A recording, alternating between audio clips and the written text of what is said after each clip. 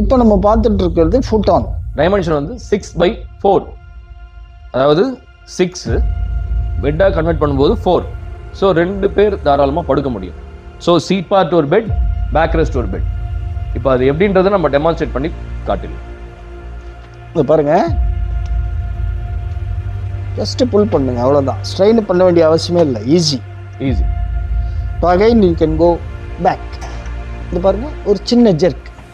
இது பாருங்க சார், ஸ்லாண்டிங்காக கம்ஃபர்டபுளாக இருக்கும். இந்த பில்லோ எடுத்துட்டா இன்னும் நல்லா ஃப்ரீயாகவே உட்கார முடியும். இவ்வளோ தாங்க, இவ்வளோ ஸ்பேஸ் இருந்தால் போகிறோம்.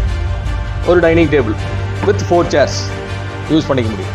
இது என்ன பண்ண நீங்கள், இது இந்த உடன் பார்ட்டை அப்படி தூக்கிட்டு இங்கே இருக்கும் பாருங்கள் மெட்டல் ஸ்டாண்டு, இதை ஹோல்டு பண்ணிடுங்க.